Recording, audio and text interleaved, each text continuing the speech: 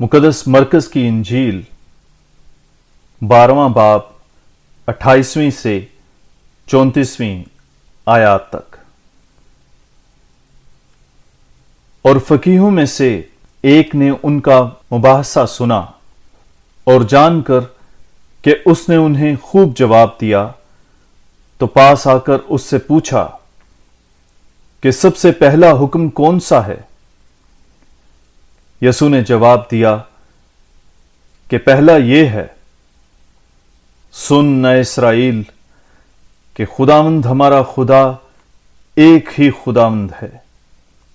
बस तो खुदावंद अपने खुदा को अपने सारे दिल और अपनी सारी जान और अपनी सारी अक्ल और अपनी सारी ताकत से प्यार कर।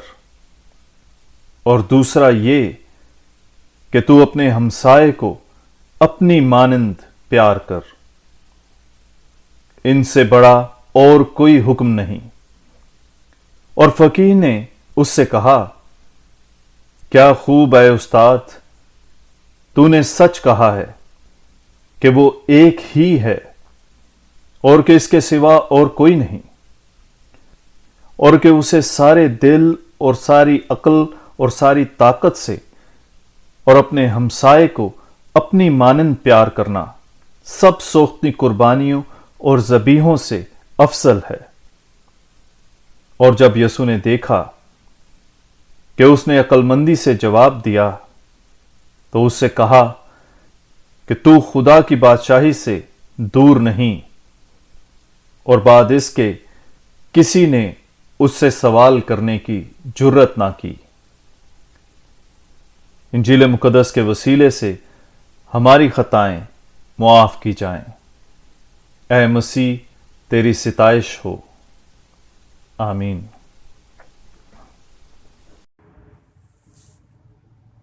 बाप और बेटे रूहुल कुद्स के नाम में आमीन।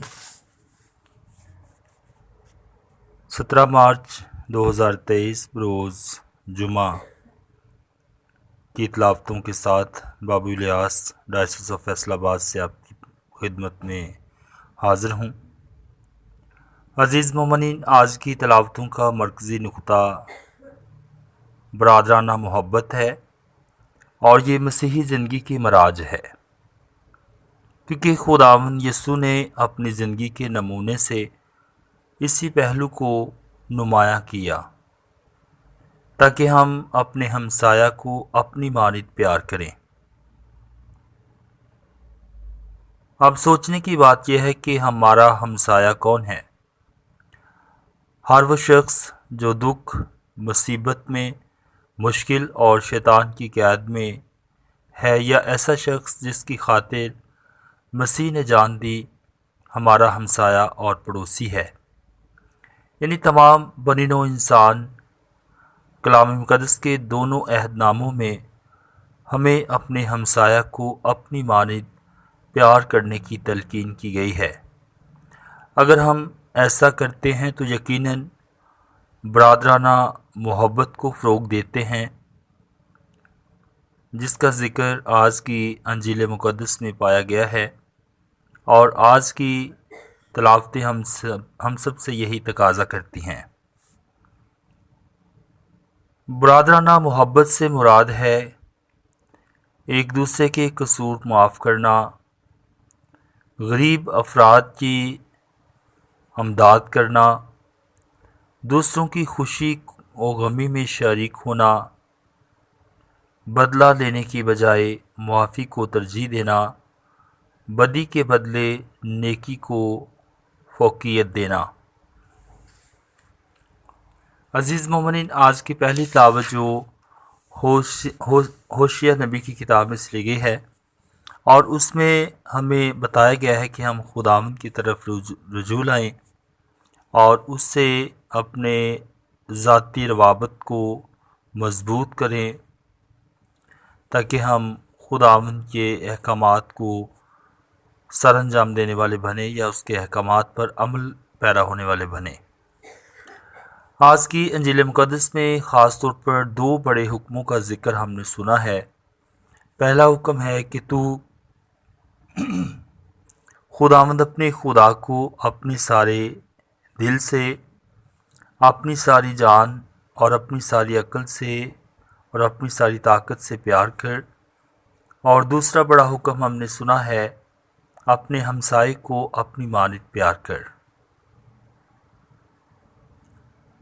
اسی طرح مقدس پالوس رسول بھی لکھتا ہے کہ تو اپنے ہمسائے کو اپنی مانند پیار کر۔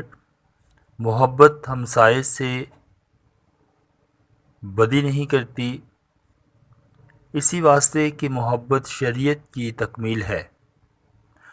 پس خدا کی محبت کو جواب دینے کا بہترین طریقہ پڑوسی سے محبت میں ہے، اور اس سے زیادہ خدا ہم سے کچھ نہیں چاہتا، کیونکہ نہ دعا، نہ روزہ، نہ اپنا مال خیرات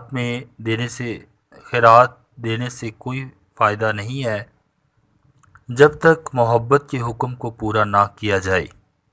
اس لیے برادرانہ محبت میں ہی خدا کی خوشنودی پنہاں ہے۔ دوسرا بہت ہی اہم نقطہ آج کی انجیل مقدس کی مناسبت سے ملتا ہے کہ ہمیں اعتراف کے ساکرامنٹ، جو کہ بحالی کا ساکرامنٹ ہے، ہماری توجہ اس طرف جو ہے دلواتی ہے۔ کلیسیا ہمیں معافی مانگنے اور دوبارہ سے خدا سے میل کرنے کا موقع دیتی ہے۔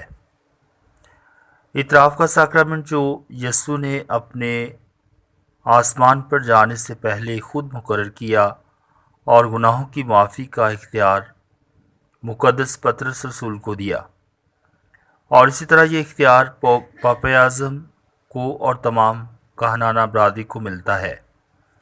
یسوع نے پطرس سے کہا، میں تجھ سے سچ کہتا ہوں کہ جو کچھ تو زمین پر باندھو گے آسمان پر بندھا رہے گا، اور جو کچھ تم زمین پر کھولو گے وہ آسمان پر کھلا رہے گا۔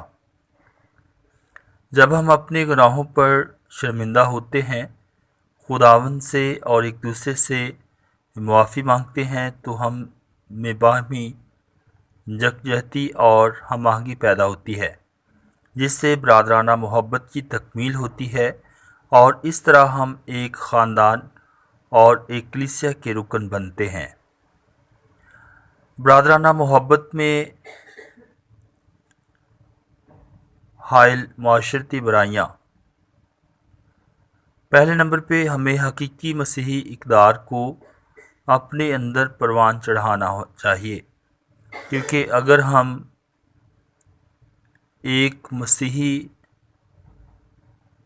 کو مصیبت میں دیکھتے ہیں یا ایک مسیحی مصیبت زدہ ہے، تو تمام کلیسیا اس کے ساتھ شریک ہے۔ دوسرے نمبر پہ ہمیں گناہ میں گرے ہوئے بھائی یا بہن کو تنہا نہیں چھوڑنا چاہیے، اس کے لیے دعا کرنے کی ضرورت ہوتی ہے، اور اس کے لیے ہمیں دعا کرنا چاہیے۔ تیسرے نمبر پہ خدا کسی کی بھی ہلاکت نہیں چاہتا، بلکہ وہ چاہتا ہے کہ ہر ایک کی توبہ تک نوبت پہنچے۔